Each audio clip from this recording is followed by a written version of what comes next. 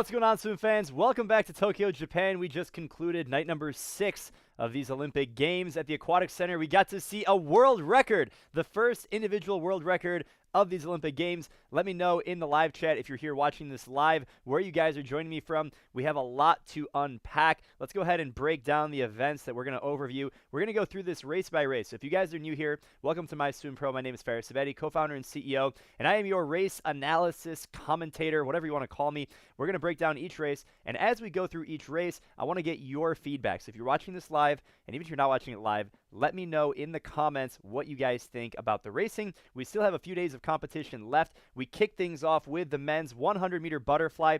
We're going to put the results on the screen. We're going to highlight, annotate, go over it. After the men's 100-meter butterfly semifinal, we had the final of the women's 200-meter breaststroke, where we saw some fireworks in that race. Certainly, it was absolutely incredible. After the women's 200 breaststroke final, we had the men's 200 backstroke final. And oh boy, did we see some fast swimming in that race. We had the women's 100 freestyle final, then the men's 200 IM final. A lot of entertainment in that one. Then we concluded with the women's 200 backstroke semi-final. All right, while you guys are joining here, welcome from around the world. We have a global community. Welcome from Guatemala. Absolutely amazing. Hello from India. What's going on, guys? Hello from Egypt. Ahlan wa sahlan. Welcome to the live stream. So in any second now, we're going to wait for just a couple more seconds, let some more people trickle in here, and then we'll get into the race-by-race recap and analysis. Let me know where you guys are joining me from. By the way, while you guys are joining, we do have an outstanding giveaway, and that giveaway is in the MySwimPro Facebook group, so I want to make sure you guys know about that. Make sure you check out the MySwimPro group. It is on Facebook. It is called MySwimPro Global Community. I'll give you guys a little bit of a teaser of what that looks like. Here it is. Join the group. Over 20,000 swimmers from over 100 countries. Take your swimming to the next level. It's absolutely amazing. Global community. Hope to see you guys in there. I'm active in the group. I'm posting my workouts. I'm posting videos that are exclusive to that group. So I want to see you guys in there. So we have a very international crowd. I love it.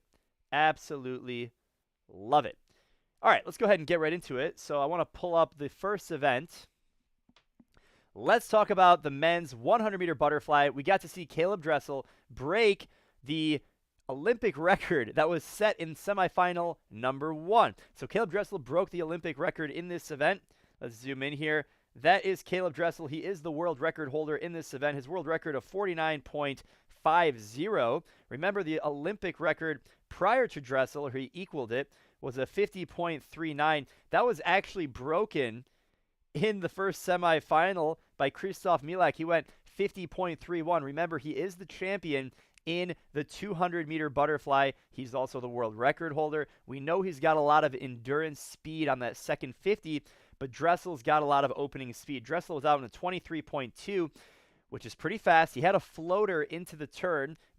I'll explain what I mean. So a floater means his last stroke into the wall was really long. So he didn't really time the wall right. Had he timed that wall, he'd easily be out in a 23.1, maybe even 23.0 if it was an aggressive turn. But we have to keep in mind, what is the world record split? When he broke the world record in 2019 World Championships in Korea, he took it out in a 22.8.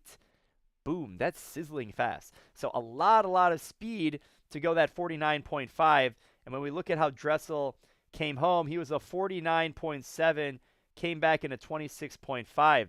Milak came home just as fast. When we do a analysis like this, it's really important to consider the first 50, the second 50 in 100, and see how these guys stack up. But I want to know what you down below in the comments. I'll put some of the top comments on the screen. Remember, this was only a semifinal, so we don't want to get too excited. We can get excited in the next event we talk about. But remember, the top 8 will move on to the final. It took a 51.30 to get into that top 8 spot. We see Tom Shields from the United States, if not really performing well with that 51.9. But all of the attention here is on Caleb Dressel, and the real question becomes, can anyone beat him? And if they can't beat him, who will get second? Will it be Milak? Let me know what you guys think down below in the comments. Hello from South Africa. Oh, don't you wait. The next event, 200 breaststroke. Dressel in the house. All right. Dressel won't break the world record. He has a double tomorrow, and he went slower in 2019 finals. Yeah, you've got a good point. The difference between 2019 World Championships and these Olympic Games is the prelims and the finals are sort of flipped on their head. So you have finals in the morning, prelims are at night. So that might factor into something here. But a lot of people are saying Dressel, Dressel could break the world record, 49.3. You think he's going to go the world record? Mm-hmm. Milak also under the record, just noticed. Yeah, so Milak was actually the Olympic record holder for about 7 minutes until the next heat came, or less than that. Maybe it was 5 or 6 minutes. But Milak went, here, if we look at the times. So Milak right here broke the Olympic record for Dressel to beat it 5 minutes later. How about that? How about that? Let's go ahead and look at some more comments here. Hello from Mexico.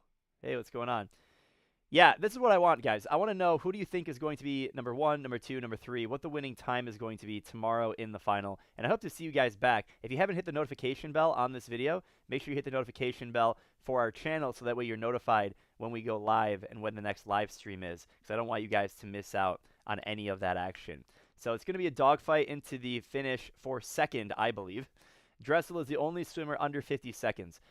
I think, if you guys want my POV, not sure it's worth too much, but I think Dressel's going to go 49.5, but he misses the world record. He doesn't go under 49.5. I think he goes a little bit faster, maybe even 49.6. He wins the gold medal. I think Milak is going to go 50.0, maybe flirting. He makes it kind of interesting, and he has a really good swim. He goes 49.9.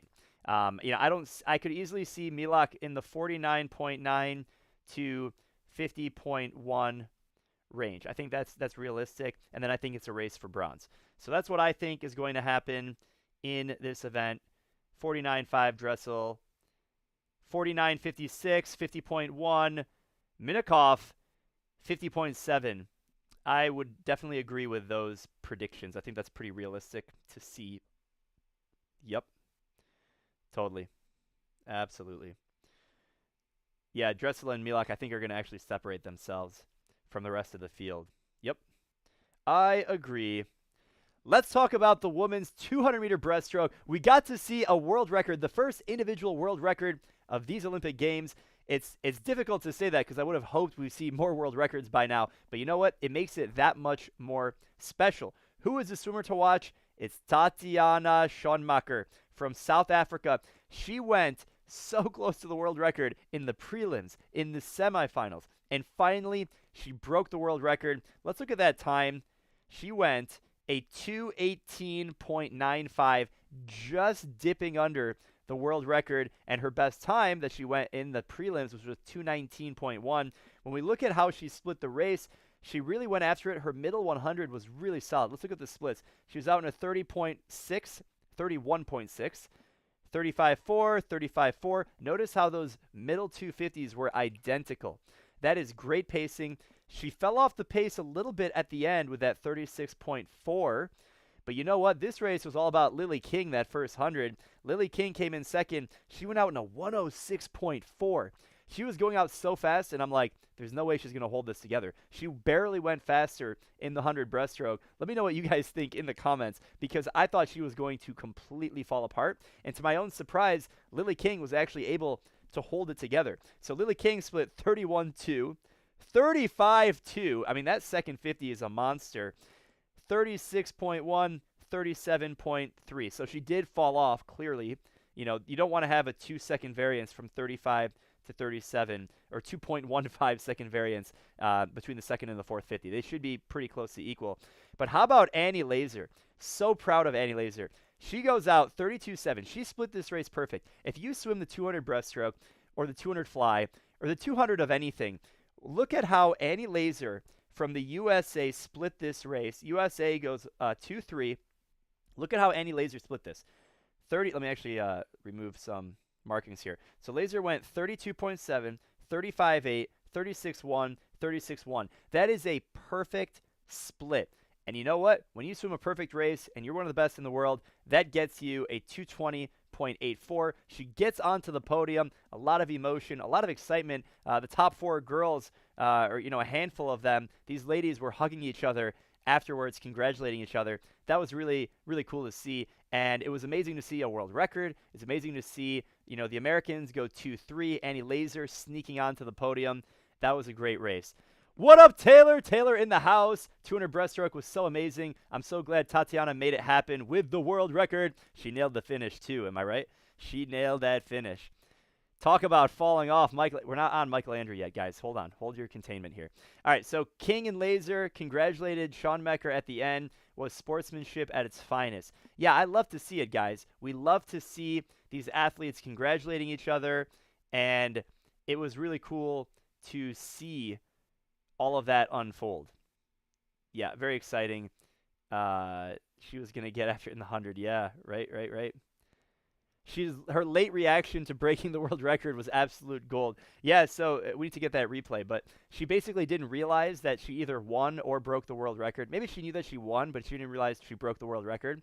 And, it's tough to see the scoreboard. Even at these crazy venues where the Jumbotron is so large, maybe she wears glasses and her contacts. And, I mean, even for me, I don't wear glasses, but your vision's kind of blurry at the end of a 200 breaststroke long course. And so you have to kind of collect yourself when you can actually really read what's happening on the screen. And her excitement was contagious. It was really cool. That was really cool to see. Very, very fun. Tatiana deserved it, especially being able to train with her. You see the process. Hannah, you train with her? Shout out to Hannah. That must be cool. That must be exciting. What's up, world record? World record in the house. So awesome. Congratulations to all those ladies. Very, very exciting. Love to see world records. Don't we love it? Let's talk about the men's 200-meter backstroke final. We got to see some dangerous athletes. Dangerous in the sense of we have the defending Olympic gold medalist, and that's Ryan Murphy. He came in silver medal from the USA. He is the defending champion. He was not able to maintain that, but he gave Rylov from Russia a great race. Rylov was in the middle of the pool. He looked really good in the prelim, really good in the semifinal. Let's break down how he went this 153.2. Rylov was out in a 26.8, 28.3, 28.7, 29.3. He fell apart a little bit at the end, but these guys went after it, and they were way more aggressive than they were in the prelims and the semis. Ryan Murphy was right there with him, but just a little bit slower on every single 50. And when you look at it, you can see the variance. Here, he was 0.3 slower. Here, he was 0.2 slower. 0.2 slower. 0.16 slower. So they both took it out hard. They made it hurt. They both kind of fell apart when you look at the splits. But at the end of the day, that is your top two. And coming in third, Luke Greenback from Great Britain. He goes a 154.7. Would have liked to have seen Bryce Mefford from the USA sneak in there. He was 154 at the US trial. So if he, I don't remember the exact 100th of a second, but basically if he equaled his time, he could have potentially been on the podium. The Americans would have gotten 2 people on the podium. And let's take a look. Rylov was an absolute beast. Beast mode.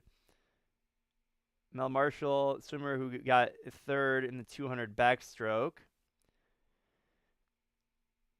Rylov is a monster. I knew he was going to win. My heart aches for Murphy. You know what? Ryan Murphy is a class act. He obviously was frustrated not winning that event. But, I mean, look at these times, right? When someone goes a very impressive time like that, hey, it's the best person on a given day, and clearly Rylov is the gold medalist. I mean, he put together the best swim today, and that's what we saw. Ryan Murphy didn't do terrible. Could he have been in the mix to win that gold? Absolutely. He was right there with these guys, or with one of them, with Rylov, but he just couldn't get it done. And he acknowledged, Rylov's performance, and yeah, kudos to Irie. So this is a swimmer from Japan. Let's take a look at where he was. He had such a long career. I think he's in his late 20s or early 30s. And this guy's been swimming since I feel like I was a young boy. I feel like this guy, I think he's older than me. And so, hey, 157, he's been faster. I think he's been 153. Maybe he was 152 with the tech suits back in 2009. which was 12 years ago. Holy crap. That was a long time ago. But hats off to all of these guys. And yeah, Ryloff was winning the entire race. Didn't give anyone else a chance. And that's the excitement of these Olympic Games. Let's talk about the women's 100-meter freestyle. A lot of storylines coming into this event, just like we saw in the men's race with Dressel and Chalmers and Kolesnikov, all those guys. We had a lot of big names in this field. Emma McKeon from Australia, who we expected to win, who had the Olympic record. She broke that in the semis, I believe.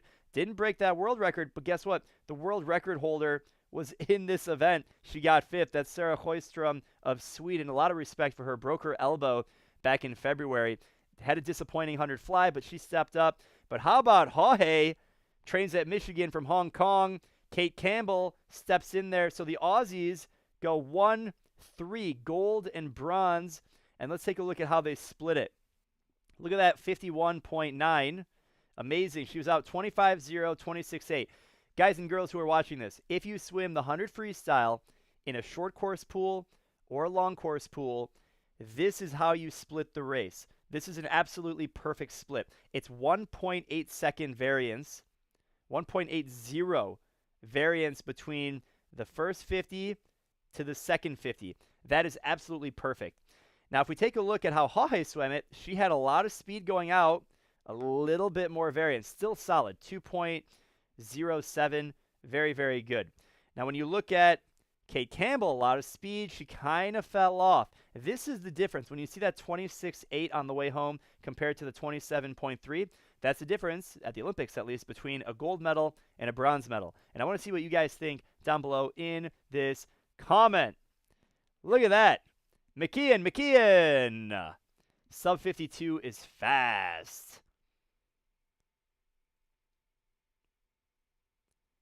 Yeah, look at that. McKeon wins, 51, great time. Haughey, shocking for second. Hello from Russia. Great job, Ryloff. There we go. Last event, but we're talking about, we got to make sure we're talking about the right event. Swimmer in lane 1. No swimmer in lane 1 has ever won any kind of medal. Well, you know what? That's not that surprising because, the top seeded swimmers from the prelims and semis end up in the middle of the pool. So they're more likely to win anyway. How do you think Haughey will do at the next Olympics? I was just talking to someone about, not specifically Haughey, but some of these athletes, like we're talking about Caleb Dressel and others, and how they will perform after these Olympic Games, whether it's, they continue their career in Paris in 2024, and, when is your physical prime? And really what I was saying is that for a lot of these athletes, and just as human beings, it's as long as you're mentally engaged and you want it bad enough, you're going to keep training and probably keep performing. The problem becomes when you mentally are complacent and you don't feel like you need to do any more and you start going through the motions. That's when, you could be 19 years old, you could be 29 years old. It really doesn't matter in terms of age, but for these top athletes, if they're mentally not in it, it doesn't matter what your body can do physically, you're not going to be there. So for any of these swimmers, we've seen teenagers, we've seen swimmers in their 20s and 30s. It's all about being consistent and having the mental mindset of wanting to take your career to the next level and continue to improve. As Caleb Dressel says, progress, not perfection. So that's really the key, and that's what I think separates some of the best athletes in the world. Look at Penny Alexiak. Now, that's important to note. This variance here, she didn't go out fast enough. That's what that means. To go back in a 27.1, look at this. She went a 27.1, but she went out way faster. You see the difference there? 25.1 to 25.4. Penny Alexiak is the defending gold medalist in this event, but she's off the podium. These are our podium swimmers. She came in 4th.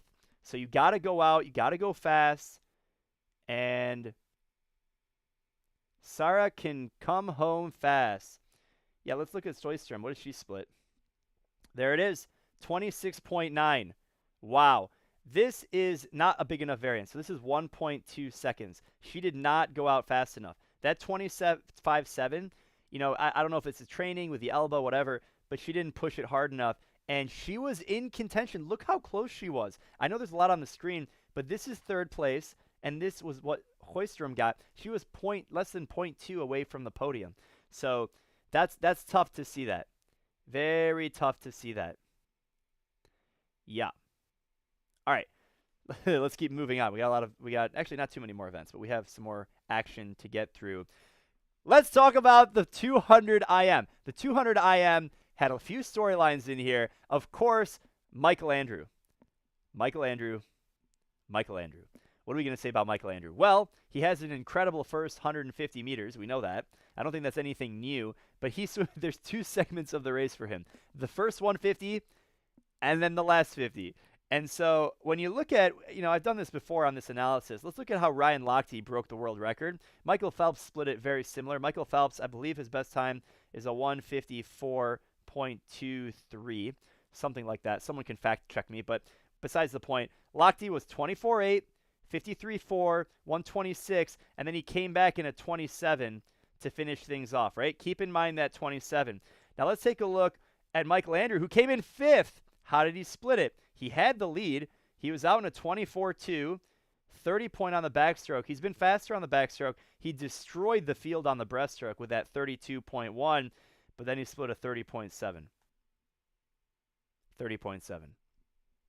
Let's take a look at the winner and give credit where it's due. 155.0, the swimmer from China, Shun Wang. This guy was so excited, so pumped up about this. I really enjoy seeing an athlete. Like, when an athlete gets emotional, you get emotional. You can feel the energy. If they start crying, you start crying. If they're pumped up, you're pumped up. If they are pissed off, you wonder why they're pissed off because they're at the Olympics and they just won a medal. But in any case, Shun Wang from China, look at his splits. Okay, let's give credit where it's due. Okay, great reaction time, off the block fast. Out in 24.7. Look at that world record split. 24.8. He was under the world record split. He was a 29.0 on the backstroke. Breaststroke not as strong as our boy Wonder here, who fly and die. But then he came back in a 27.3, and that's what counts. Now, Duncan Scott, I'm very impressed with Duncan Scott right here, who came in silver. Look at from Great Britain. I mean, we saw him in the 200 free. Great to see that versatility. Not as much speed on the fly. Solid back, solid breast, and of course, a very, very solid last 50. Just wasn't enough. I mean, these are great times. I'm actually very, very happy seeing, the 155.0, 155.2. It kind of falls off pretty quick, though, after that. But let me know what you guys think about this 200 IM. Andrew Tiers. I think he should focus on sprint events for the next Olympics. I was talking to someone before we went live here. It's very difficult to be good at the 200 IM and the 50-meter freestyle. If you look at any of the top swimmers in the 50 free, anyone who can go 21 anything, right, in the 50 freestyle, they can't swim the 200 IM. If you put them in the 200 IM, outside of Caleb Dressel can swim the 200 IM. We haven't seen him do it long course, but he could probably put it together. Most athletes cannot do the 200 IM, the 50 freestyle. These are two very different events, and we see Michael Andrew trying to do both. So I think in the future we're going to see, hopefully, a little bit more specificity. He's going to decide, I'm going to go for IM, or I'm going to try and be a good sprinter and go after the 50 free and 100 fly and 100 free. Because I think it's very difficult to do all that, and it's showing here. No, I think he over-tapered. That's what I think. He went fast in trials. What do you think happened? That's what I think happened. I think he's over-tapered for these Olympics. He peaked at the trials, and so the results here aren't showing anything special. A lot of people talking about Michael Andrew here in the comments. Yeah, it's so difficult to live up to like the expectation because we as fans, we want to see the athletes go a best time every single time they touch the water. We want to see a best time. And the reality is it's very difficult to peak at trials and then have like that second taper and do some magic at the Olympics when it really matters the most. But if you don't peak enough in trials, you're not going to make the Olympic team, and you're never going to go to the Olympics. And then you didn't even fully taper, and you never get a shot. Michael, don't control his free Fares. You were right last night, but we all had hope. Yeah, I didn't think. Yeah, it's tough. I mean, the expression is what it is. You learn from this, you move on. Scott looked kind of disappointed. Yeah, we're talking about Duncan Scott here. So he came in second. I think he was the favorite because this swimmer from China kind of came out of nowhere. Like, I was not paying attention. And then we can't forget about Diaceto, right? This is the Japanese boy wonder, 400 IM superstar who didn't make it in the 400 IM or the 200 fly. Or, this was his shot to represent China at these, not China, Japan at this Olympics. And let's take a look at his splits. Out very fast on the reaction time, decent fly, decent, he had a great breaststroke split, but he fell off at the end. He didn't have enough gas. We saw the Chinese and the Great Britain swimmer really charge at the end with those 27 splits. We couldn't see it from Diaceto, which is, again, it is what it is, and that's all he had, and that's the best he could do. But, we shouldn't be too critical on some of these athletes because they're doing everything they can. They are really pushing themselves to the limit. They don't want to, disappoint, themselves. They have their own expectations. They're representing their country. And also the fans, right? We put expectations on these athletes. So it's very difficult to be in that situation at any level. The next event is the women's 200 backstroke semifinal, 2 heats. Let's take a look at how we were positioned. Obviously, the top time, Emily Seebohm. I mentioned this in the pre-show. Reagan Smith has the world record that she broke 2:03, blazing fast, but she didn't even qualify to make this event at the U.S. trials. So we don't get to see the world record holder who happens to be at the Olympics, which is pretty disappointing if you ask me. But let's take a look at how Emily Seebohm, Bacon for U.S. was behind her. Look how close they are. Let's take a look now, if we dissect it, how they split this race differently. But the times were so close. Even top 3. Look at this. So 30.0, 32.3, 32.5, 32.2. So Bacon was out a little bit faster on the first 100. You see the difference between the splits. And then the third 50, we either have some Sally save up or she's going to go a lot faster. So just doing a quick analysis on this, Phoebe Bacon, the Americans, are going to be dangerous tomorrow in the final because it looks like they have some room to go. Don't lose sight of McEwen from Australia. She's having a great meet. And, of course, you have Kylie Maas from Canada. She got silver in the 100 backstroke. Anytime you have a world record holder, a defending medalist, someone who's won a medal in another distance of the same stroke, you can never count them out. And it's going to be a fight into the finish.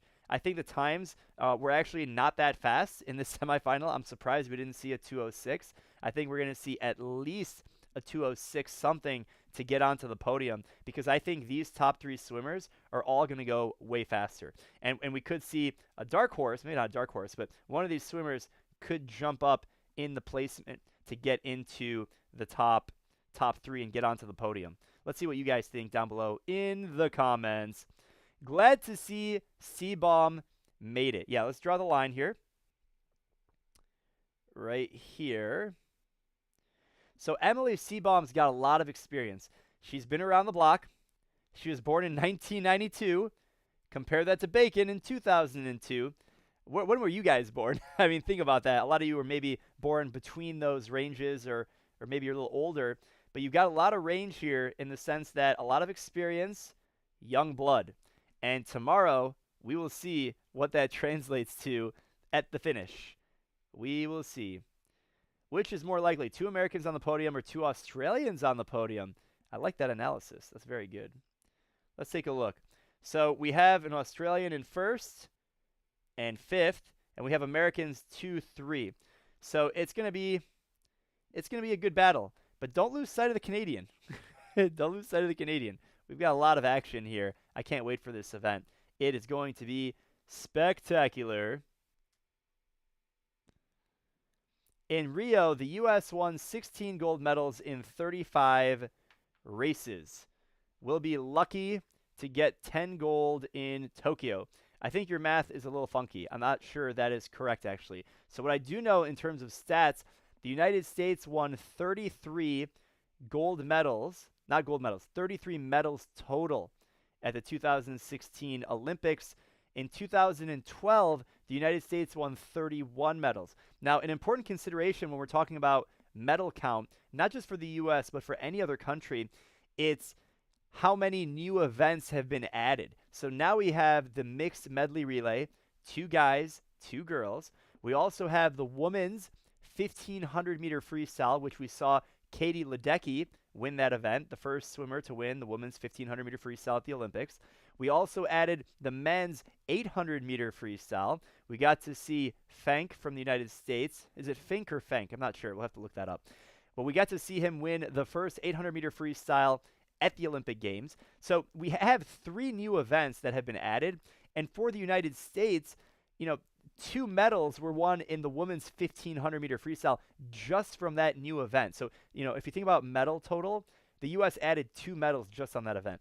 The men's 800 freestyle, the U.S. added another medal. So just off of new events that were added to the Olympics, the U.S. gained 3 more medals of what's already been done. We haven't done the 4x1 mixed medley relay. There's a good chance the United States gets on the podium. They might win the event, but there's a good chance they get in the top 3. That would be another medal that didn't exist in 2016. So even though you could argue the United States is not having a jaw-dropping performance, they can still walk away with over 30 medals at these Olympics, which is more than most countries put together for the entire Olympic Games. So pretty incredible just for the swim team. The Russians are swimming very well.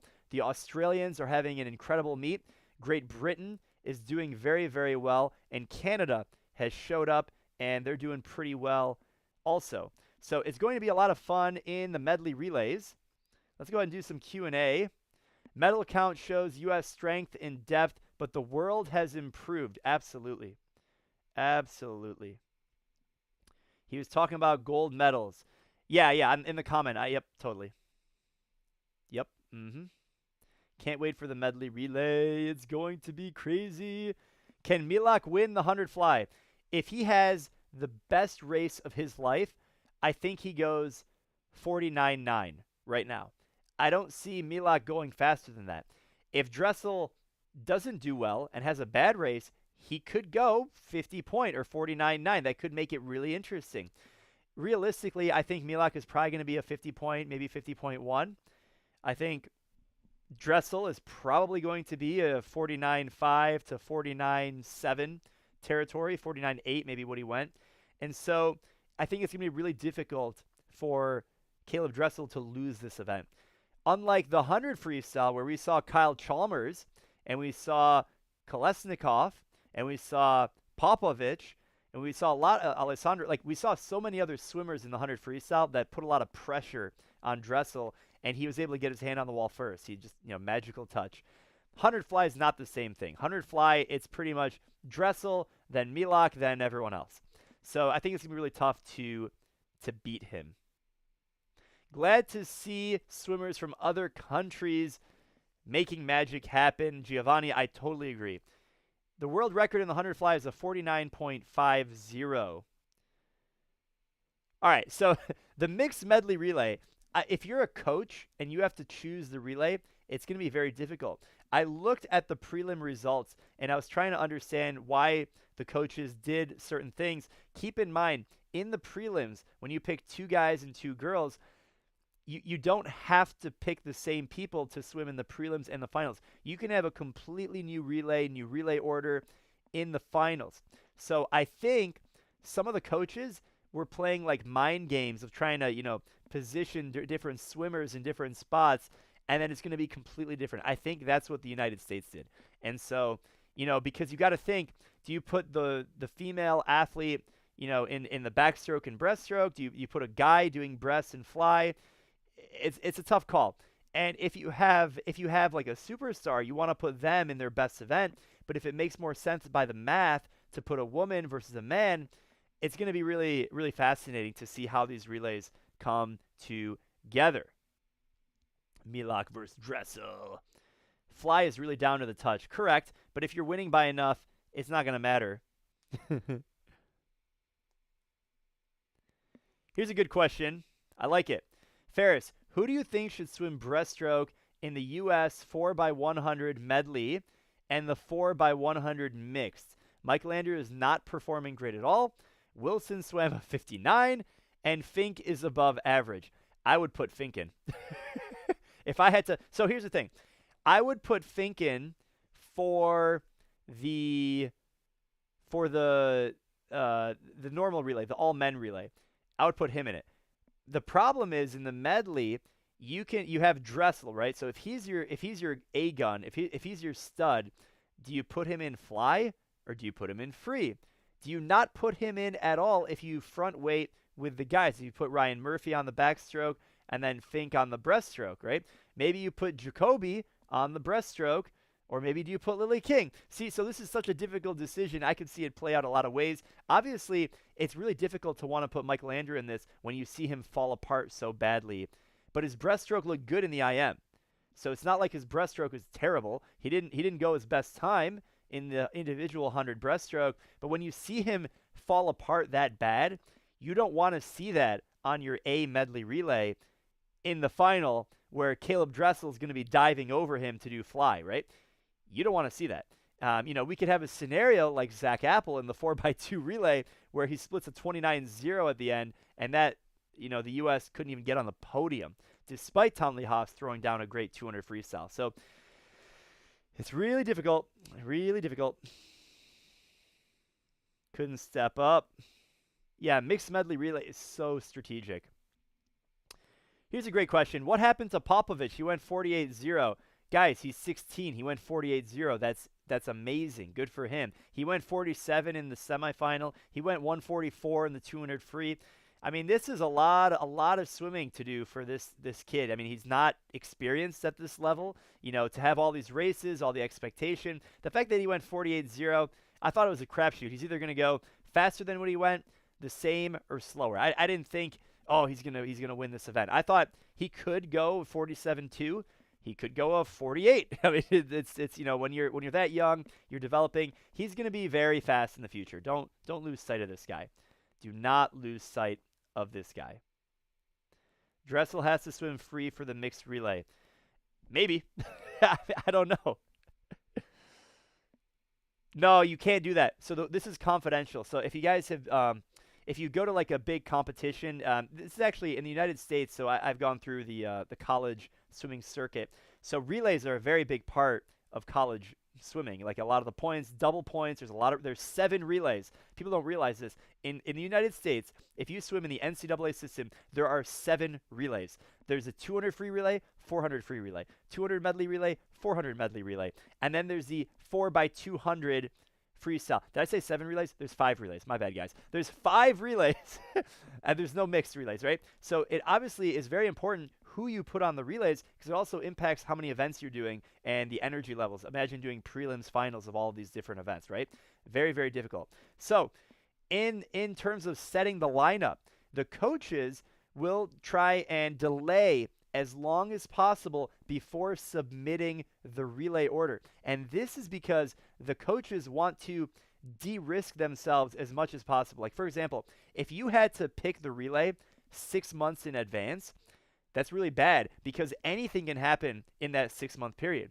Now, let's say it was 6 days. 6 days, you have a pretty good indication of where people are going into the competition. But you know what? You might have seen someone like Michael Andrew or Dressel. You don't know who's going to step up. And so when it comes to the day of and the absolute minute of, the coaches will literally delay up until the last minute to submit their relay card, even if they know and they have a pretty good idea what their relay order is going to be, because they're trying to de-risk themselves in case someone slips and falls, God forbid, on the pool deck and they can't swim anymore. So you want to delay as long as possible, and then the other coaches can't see what you did until everything comes out. So there's like this mind game of like, who do you think the other team is going to put?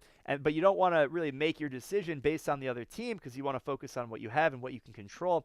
There's a lot of strategy that goes into this that a lot of people don't think about. Yeah, Apple did really well in the 400 free. Yep. 6 months in advance. Nice. Thanks for the clarification. Yeah, that was pretty exaggerated, but you guys get the point. Paris could be Popovich's meat. Totally. It's awesome. Cool.